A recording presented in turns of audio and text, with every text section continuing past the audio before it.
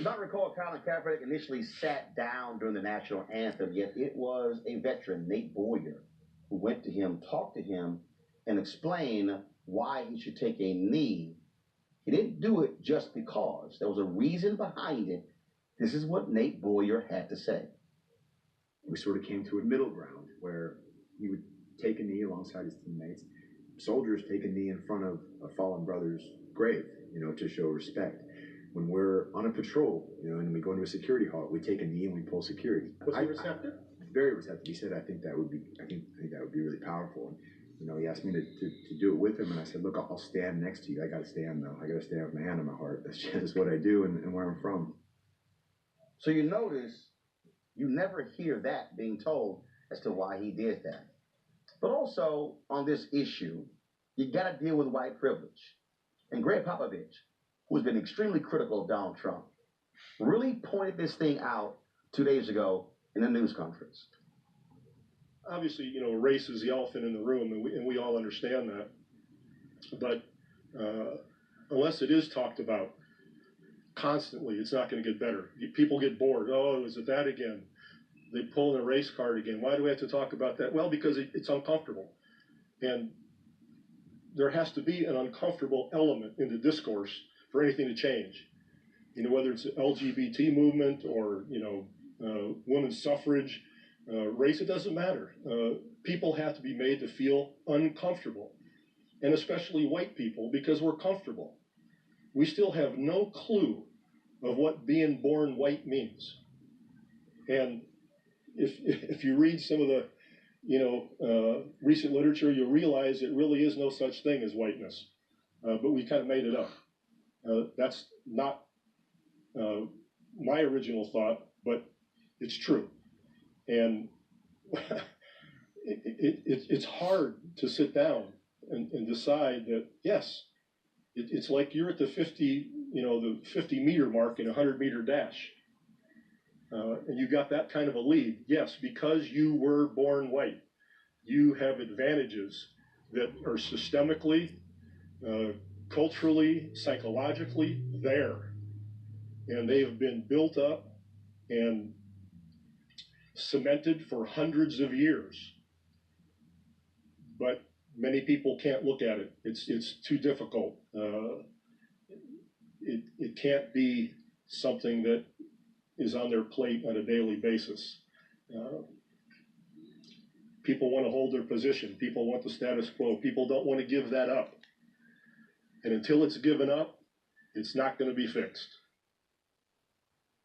One video that's also gotten lots of attention is a commentary by Dale Hampton. He is a white anchor, sports director, WFAA, the ABC affiliate in Dallas. Now, Dale, in the past, has talked about how his family dealt with the issue of race when his daughter brought home a black boyfriend and how there were some issues there. Well, he's been quite vocal on this. And Shelley, go to my iPad. This is what he had to say in a 3-minute and 6 commentary that is absolutely powerful.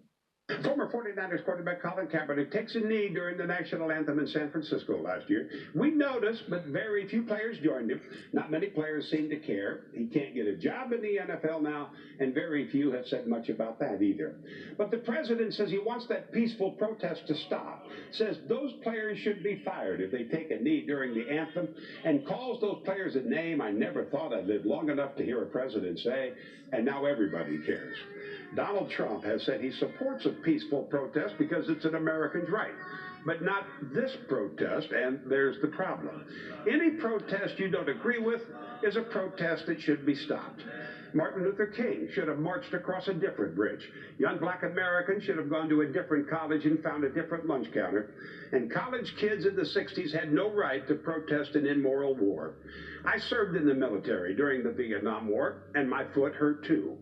But I've served anyway. My best friend in high school was killed in Vietnam, and Carol Meyer will be 18 years old forever, and he did not die, so that you can decide who is a patriot and who loves America more. The young black athletes are not disrespecting America or the military by taking a knee during the anthem. They are respecting the best thing about America. It's a dog whistle to the racist among us to say otherwise. They and all of us should protest how black Americans are treated in this country. And if you don't think white privilege is a fact, you don't understand America.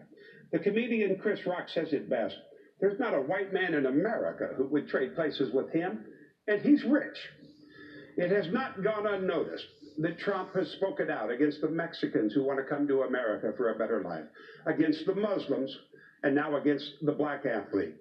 But he says nothing for days about the white men who marched under a Nazi flag in Charlottesville, except to remind us there were good people there. And when he finally tried to say the right thing, not one of them was called an SOB or should be fired. We have white men in America who wave the Nazi flag and the Confederate flag, and he's concerned about taking a knee because it disrespects this flag. We use that flag to sell mattresses and beer.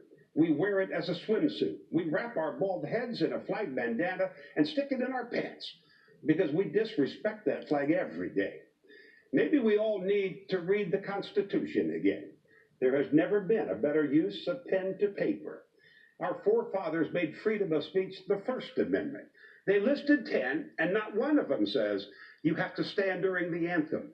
And I think those men respected the country they fought for and founded a great deal more than the self-proclaimed patriots who are simply hypocrites because they want to deny the basic freedom of this great country, a country they supposedly value and cherish so much. Our panel. This